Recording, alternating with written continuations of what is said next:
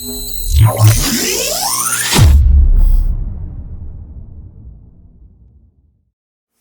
guys, it's Ethan from Zimmer Labs, and this is an MK1 that I just finished up, or I think I'm finished with, that I built for Chester.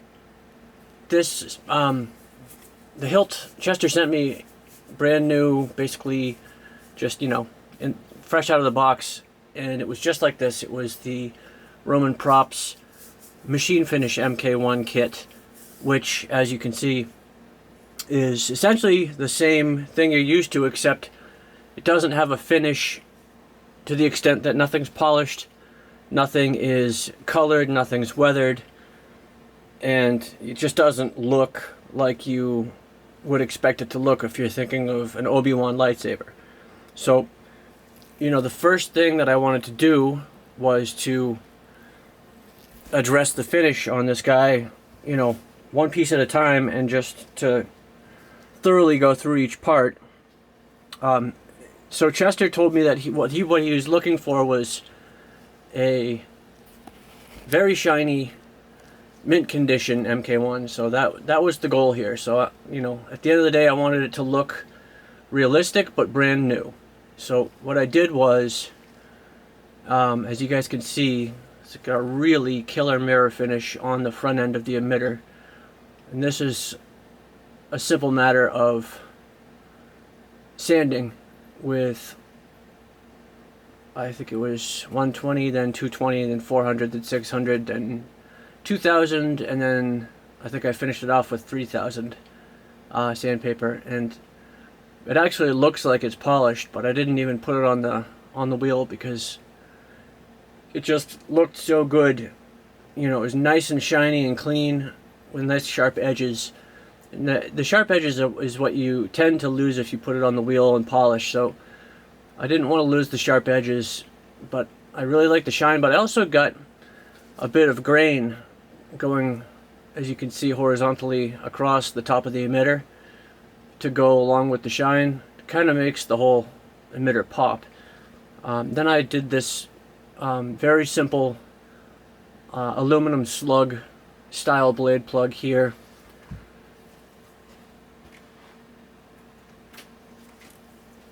Pull it out so you guys can see what it is.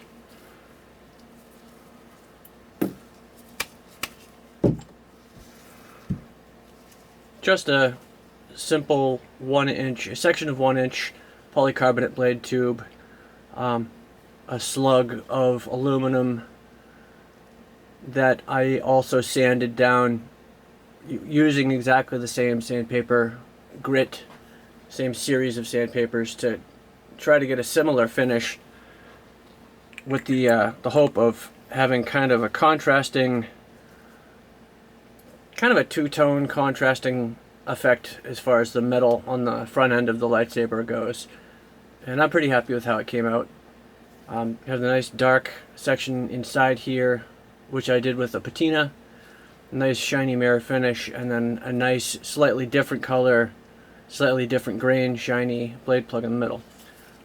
Then I did put the rest of this part on the wheel and polished it. Didn't sand any of this stuff at all. I ran patina over all the brass and a little bit on the emitter here, and then just buffed it until it shone. And looks nice. It's nice and shiny. It's got some darkness inside of the cracks to give it some contrast and make everything kind of stand out.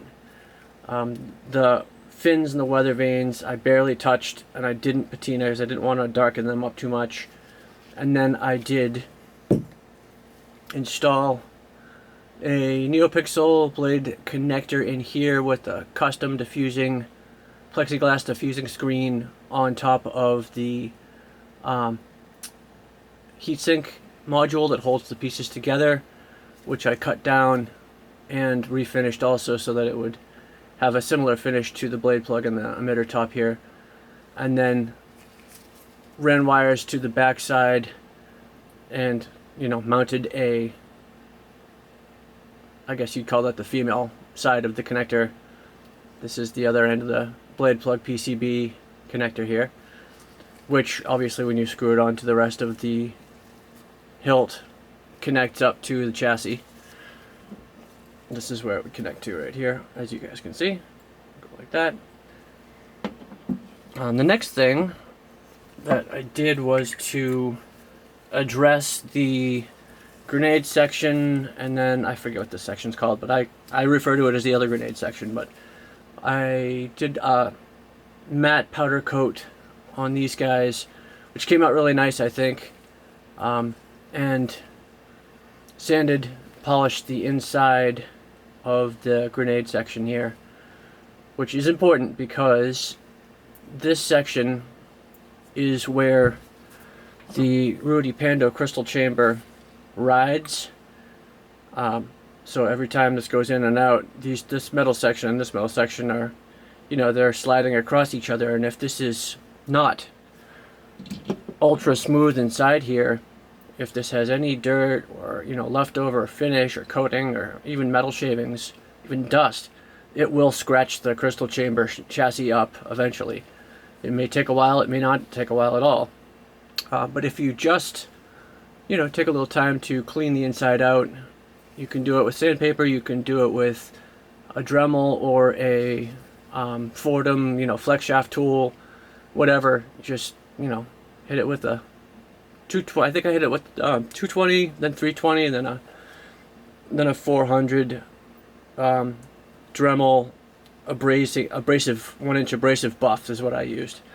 But just, you know, shine it up, and then I did polish up this section of the crystal chamber chassis with sandpaper. This guy, I also touched up the inside because the inside of this guy slides on the black plastic section of the chassis. Every time you take this off, it slides over that. So I actually sanded down the internal lip here, right where the threads run into this lip. That's the part that catches on the chassis. If it does, that's the part that's doing it. So if you just kind of take the edge off, you know, the sharp 90-degree angle, and just kind of smooth it down a tiny bit, round that corner off a little bit, it's much less abrasive on the black plastic chassis. And, you know, over years or over months or whatever, a few times of taking this off, this black plastic chassis is going to end up getting all scraped up, and, you know, it's going to lose the black coating, and you're going to start seeing the white come through if you don't take down this little lip a bit. So I always do that, and then just clean up the inside again using the same, you know, Dremel abrasive wheels, just to smooth it out so that when this slides on the chassis, it really doesn't, you know, cause it to deteriorate or affect the finish on the chassis. The pommel here is the only part that I really didn't touch, and the reason being, this pommel is chrome, and it, you know, you don't need to do anything with chrome. The inside is fine, the threads are perfect. The cap, not sure how I feel about the new caps. I like that they're accurate, I like that they are in fact sync knobs, but I don't like that they're plastic, for a number of reasons. But mostly the fit just is not nearly as good as the original metal end caps that Romans used to give with these. But the good news is you can still just go get a replacement end cap at your local hardware store for about $5, so it's not a big deal.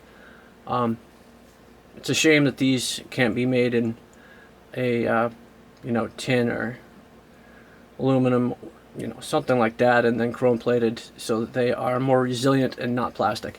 And I also am pretty sure, I'm not positive, but I'm pretty sure that, I wish this would unscrew. Sometimes you can get there we go. This sync knob pommel is in fact a bunch of different pieces, as you can see. This part is now plastic as well, which I'm not super thrilled about, because it's just not going to last as long. And this is a part that is pretty heavily touched and, you know, molested, you know, in daily use. When you're messing around with your lightsaber, your hand's all over this pommel, and this chrome's going to wear off. It just is, and the plastic underneath is going to start showing through. Think about the, you know, everybody who's got a Honda, a Toyota, Lexus, Acura, whatever. You know those chrome inner door pulls when you open your driver's side door? After about 5-10 years, the chrome is always peeling off that door handle pull. Same thing's going to happen to this. Hopefully it takes at least that long, but who knows, it could happen 6 months from now, it could happen 10 years from now, but this is just not going to last as long as the metal piece that used to come with the MK1 kit. So not sure why the change. I guess it's probably just to keep the price point down so that Gabe and Roman Props can compete with, you know, made in China products. But the reason I personally like MK1s is because there is no expense spared. It's an expensive item, it's a premium item, but you know, you get what you pay for, and it really is as accurate as you could possibly hope for. It's as well made and as well designed as you could possibly hope for, and it's got, you know, the heft and the quality, and you know, you just pick it up, just look at it, you just pick it up in your hand and you know it is legit, and it's really, really well made, and it's a really ultra high-end piece.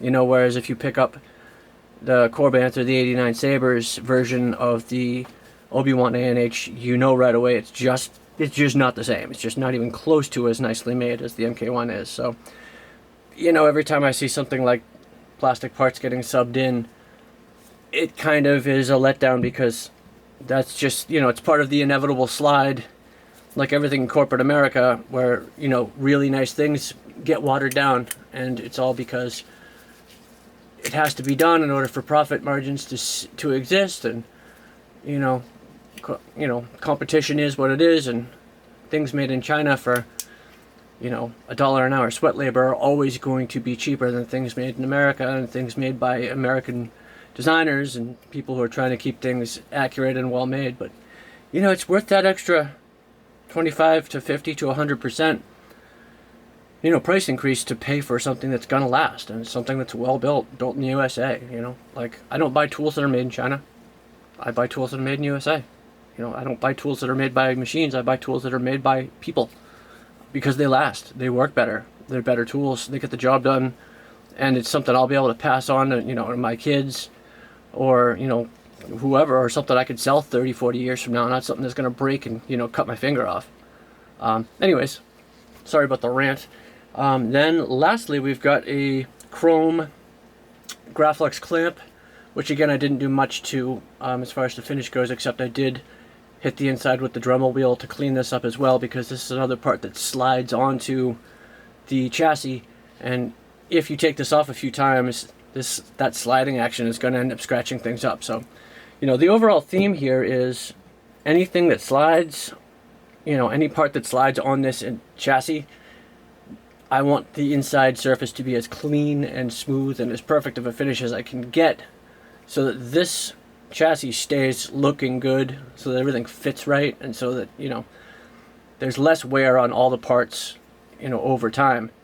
And as long as these parts are kept clean, you know, as long as, you know, occasionally Chester takes a napkin and just wipes them out, this whole thing is going to stay in way better shape. It's going to remain free of scratches and damage much, much longer than it would have otherwise. Last thing is just the bubble strip. What I do with these, there's a million ways to handle this, but in order to get the bubble strip to work with the button system, you really have to do a little bit of work, because it doesn't like to move around inside this clamp very well. So what I do is I flatten the whole bottom out. I just take there are two ridges usually on both sides, and I just sand those off so the whole thing is flat. And then I put some double-sided shiny chrome tape on there to give this a, you know, a shiny chrome look looking through it.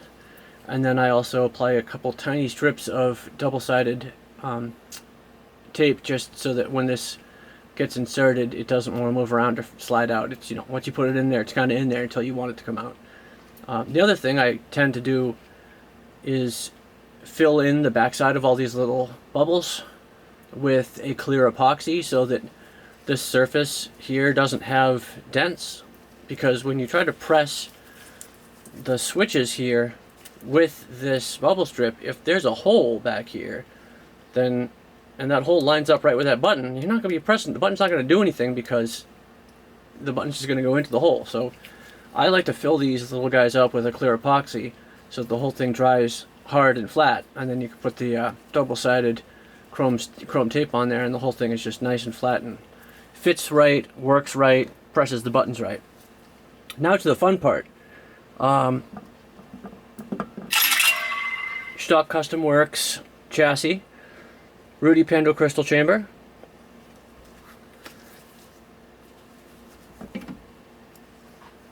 Let's see, we'll start up top. Covers in place, held on with the brass rods.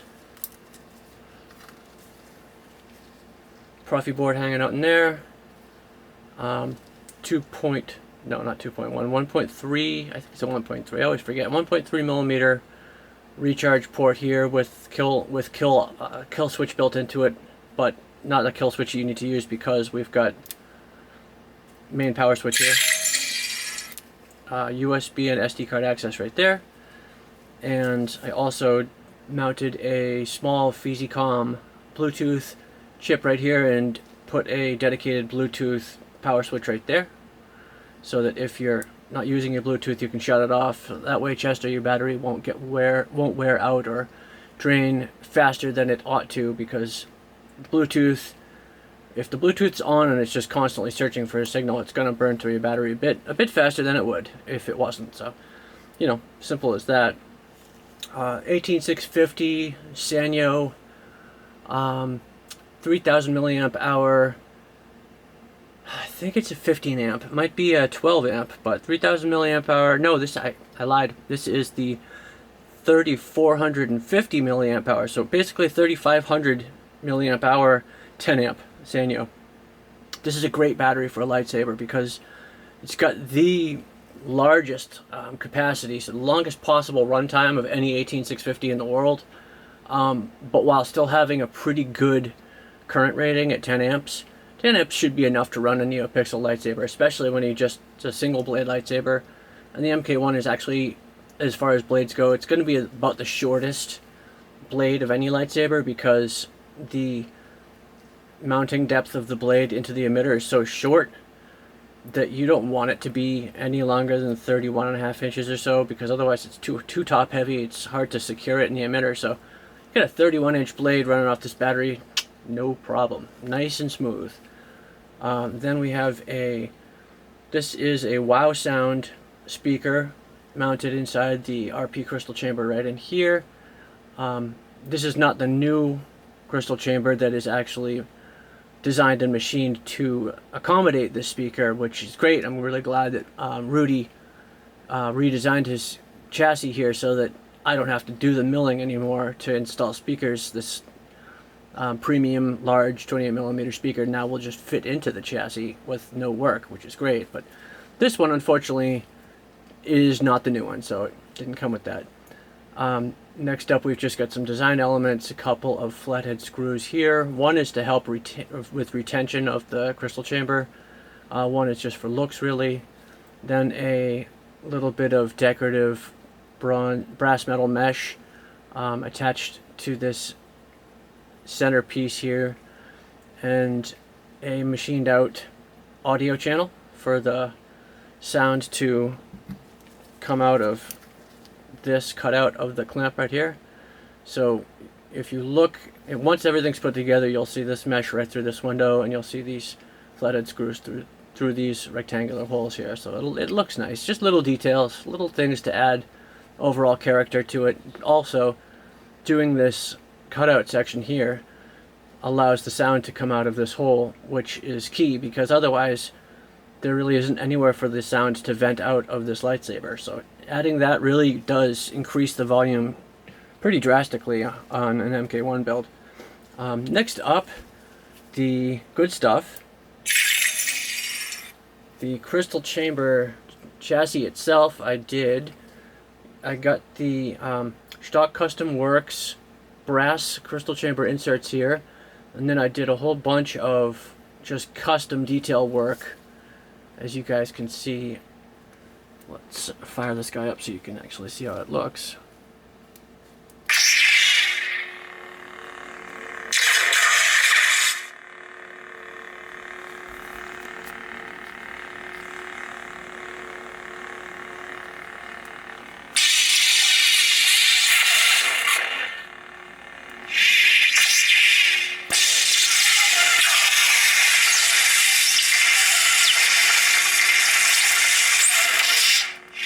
really nice double illuminated crystal here. Dual quartz crystals, one coming from either side with illumination on both sides, and then additional illumination inside of the housing here, running its own data lines, running its own programming. And this is something that is pretty cool, something that I have done before but I hadn't really perfected until now. This is basically these little vent sections here are, you know, when the blade isn't ignited, it's just doing a simple, slow, white pulse on and off, just to give it a little extra character. But once the lightsaber is turned on, these turn into, you know, working heat vents that vent the power and heat, you know, they dissipate the power and the heat that is generated from the two quartz crystals. And as such, they really heat up. And if you guys check this out, you can see the overall heat up process as it goes from nothing to orange to a nice deep red to a nice bright red, kind of like on a blacksmith's forge. You know, it just really heats up to a kind of an intense red, and then it goes into like a even hotter magenta slash plasma blue, where the fire, you know, the venting energy is just crazy hot. And there you go, it's kind of peaked and leveled out at this point. It's like a blue-white, it's that hot.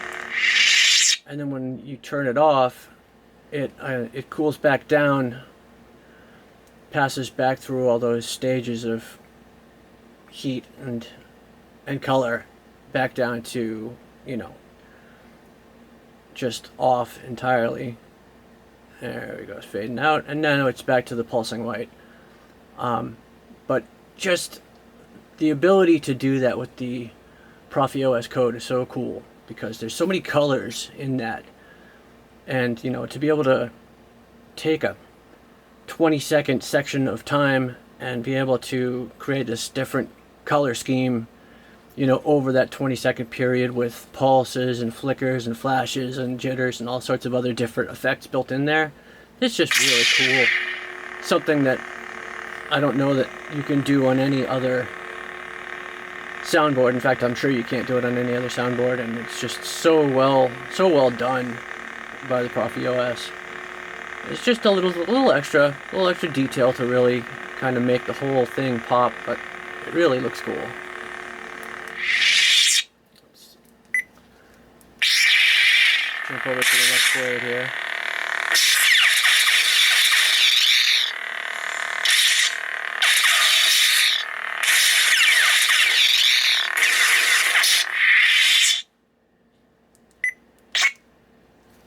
I'm going to mute it. I think the sensitivity is set a little bit too high. We're getting a lot of false clashes there. I don't know if that's because of the way I'm holding it, or if it's because it's not in the hilt, but it's a bit too sensitive.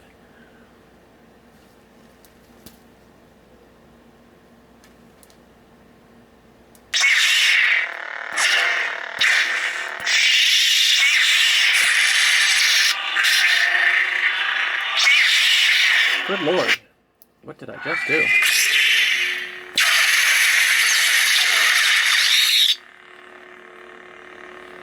I'll show you guys the back side. We've got, again, lots of fun and funky custom different brass pipes and tubes kind of running throughout the system here. This is a coolant pipe pumping some sort of, I think it's cooling gas, like Freon, into the crystal chamber. That's the power crystal, not the focus crystal up top. And then there's kind of a recirculator here where the extra energy being blasted out into the blade is kind of, you know, recirculated back throughout the system. And then this is kind of a an exhaust, like blow off, kind of like a turbo in your car would have, so that, you know, when the power recirculates through, it can be, you know, blown off or let back into the system, depending on how heavy duty your Sith killing is, you know, getting up to at that point. You really need the extra torque.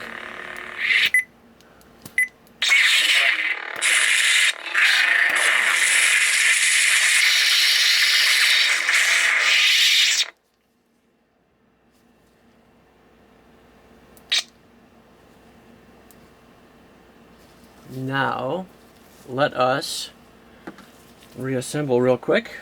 I'm going to snap the covers back on, and I'll slap the lightsaber together real quick just to show you guys how it all goes together. That's it for the chassis, really. Let's see, the best way to do this, we'll do the front end first. Just going to loosen this here set screw, install it so that it lines up with this C channel,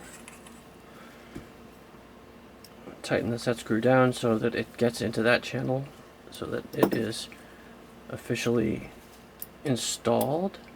You don't want to over tighten it, just so long as it works. And then we'll pop in our toilet paper roll spring.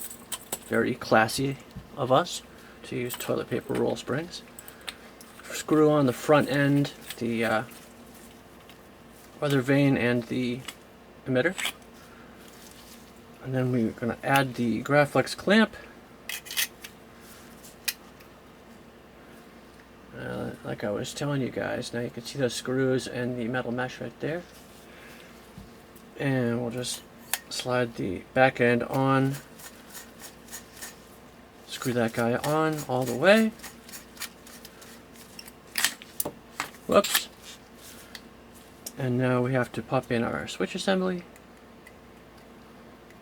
You don't want to use much force here. You just want to kind of wiggle it until it goes. There we go. And once it slides in, you're good. But if you force it, that's the best way to damage those little connector pins, and you don't want to do that. Now, lastly, we just kind of push down this little prong guy here that's a support, and that lets us slide the bubble strip on, lock the clamp, and then put in our transistors. These guys just screw right in on the side, and they can sometimes be a little bit of a hassle to get in there because the fit is, you know, you got to be just perfectly lined up. Everything has to be 100% perfectly lined up, or else these will be screwing in kind of crooked or not at all, or, you know, cross threaded. So you do have to be careful when you put these guys in, to not force them and not put them in at an angle or anything like that. You just want to look through the window and, you know, make sure that the hole is right in the middle. And when you get it right, you'll know, because it'll just screw right in, nice and easy. There we go.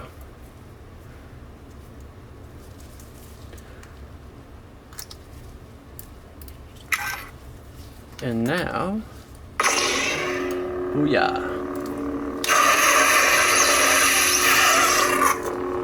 So totally assembled from completely unassembled in what was that, about a minute?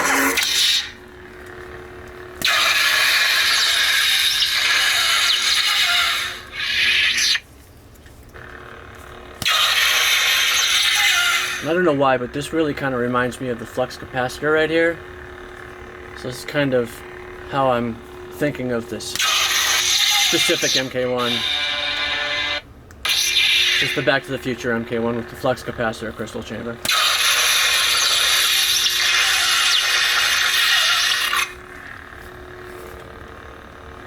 Little oval cutouts, I don't think I mentioned these yet. This is a newer feature of the RP crystal chamber chassis. These little cutouts didn't used to exist, but Rudy's added these. It's a nice touch, you know, just a little more detail to what can be kind of a simple setup. And you get a little light shine through, which is nice. And then I just added some brass hexagonal mesh elements in there just to give it a little bit more something, a little more detail, a little more sophistication. So overall, it's a nice crystal chamber setup now, you know, with all the new added details that Rudy's added. It really used to be that, you know, it looked great from one angle, pretty much this angle, but now it looks pretty cool from all angles, with all the new details and, you know, with all the different ways that you can kind of customize it. And that's always nice. You know, the ability to customize and add extra fun stuff to dress up a, you know, a really expensive high-end shelf piece is, you know, it's great. It's very welcomed. The more you can dress it up, the better it looks, the more it's worth the money you're spending on it. Now I'm going to turn the Bluetooth on, and we're going to see how it works with the hilt all assembled and put together. Hopefully it works well. We'll go back to the beginning here. Tell it to connect. So yeah, found it. And hey, there we go. Looking good.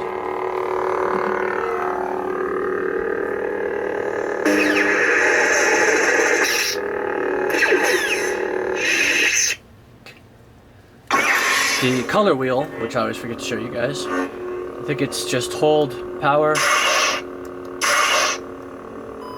no, hold auxiliary and then press power, activate the color wheel, and then you simply twist it to cycle through all the colors of the rainbow. And then once you find the one you want, just hit the button again and it locks that color in. Another really great feature of the Proffiobot that I always forget to talk about, forget to show you guys.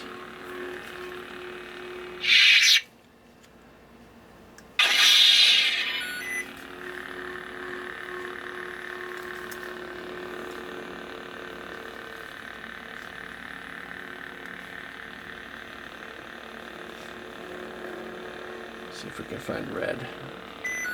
We got red there. Yeah, it's a bit red.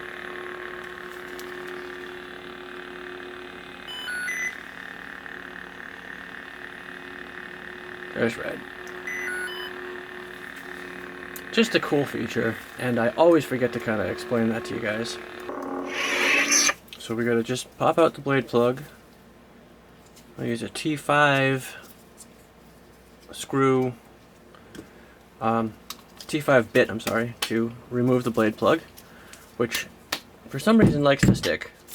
It's not tight, but I think it might be the underlying heatsink connector piece that this likes to hang up on sometimes. So all you really have to do is smack it a couple times, and since this is all solid, you know, it's not solid steel, but solid something, you can whack this and not have to worry about damaging it. That's for sure. Then I'm going to pop in the blade, slide it all the way in until the adapter ring sits flush with the lowest part of the emitter, and then just tighten it up.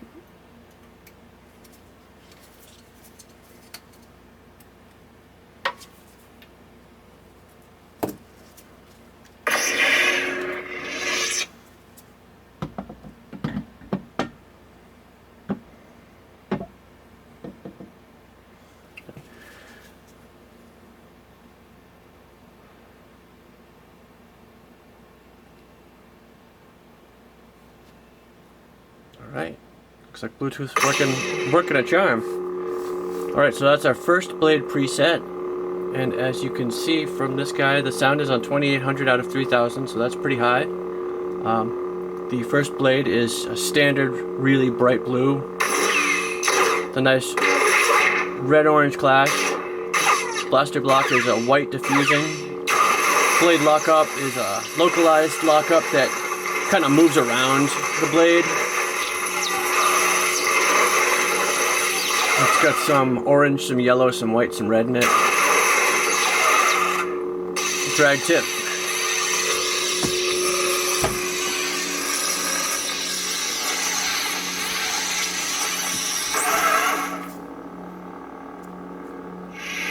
Power it off, and we'll jump over to the next preset.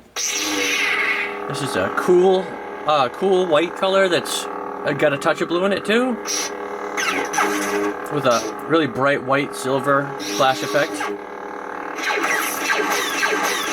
Blaster block is white with a touch of red in it. Lockup is similar to the first blade's lockup with a little bit more red. Drag tip's got a little bit of red, white, and purple. Next up, this is the unstable white blade. It's got a red-white clash. It's got a white and yellow blaster block and purple and yellow and red blade lockup. Really aggressive drag tip on this one. It's yellow and strobing black and white and orange. This is the electricity blade. Clash color is bright orange. Blaster block is white and orange. Lockup is really, really intense. Takes up a large portion of the blade with purple, orange, and red and white in it. Drag tip is magenta and yellow. Turbine blade. Got a full blade clash that is a white and yellow random per LED flicker clash. Blaster block is white and yellow. Blade lockup is similar to the last one but smaller, more localized. Drag tip is similar to the last guy. Blue Fireblade is next.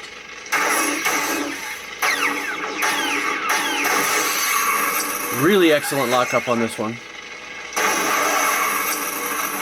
It is localized to the middle, but it's so large that it's almost hard to tell. Nice bright white drag tip. Purple blade's next. The yellow clash. Yellow, white, and green blaster block. Got white, green, and yellow lockup. And oh, that's kind of a weird drag tip. I think I need to change that. It's a little bit too blue. So I'm gonna actually tweak that, but bright green blade is next. With a white and blue clash. White and blue blaster block. Lockup is blue and magenta and white. The drag tip is magenta and red.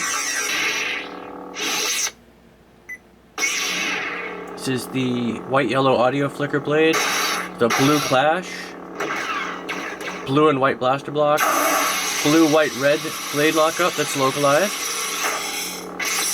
and a magenta, blue, and white drag tip.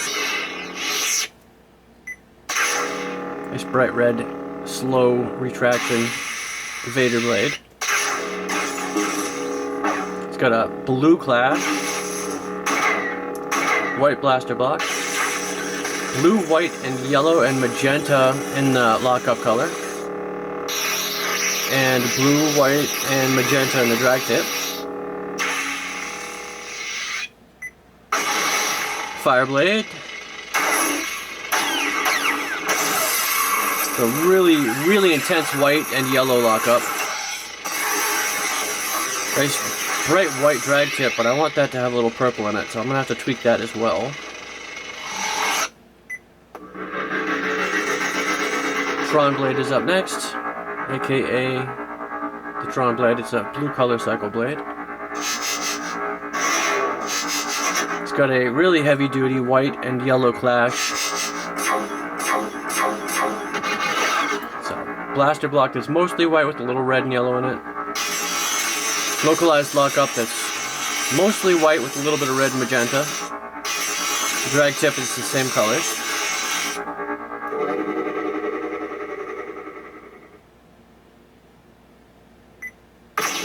And back to the beginning. Now, let's pop it open and take a peek at how it looks inside the crystal chamber.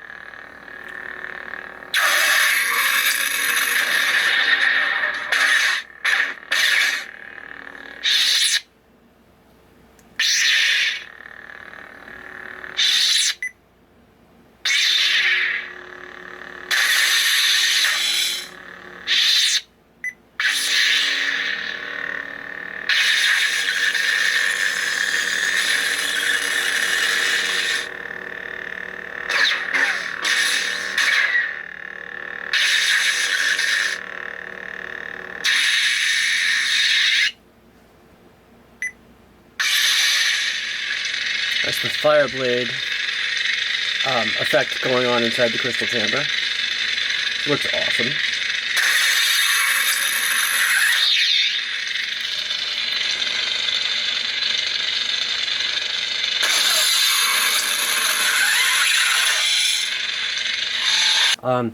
I think that's about it for this guy. Chester, let me know what you think. Obviously, if there's any questions, if there's anything you want to add, subtract, tweak. I haven't put the D-ring on here yet because I don't like to do that until it's the very last thing I do, because I don't want it banging around and scratching anything, so I'd rather just leave that off till the end. But I can put it on before I ship it, or I can leave it off and you could put it on later or whatever. So just let me know what you think. And thank you guys as always for watching, and stay tuned. We've got a couple of Corvette 89 Sabres coming up that should be fun.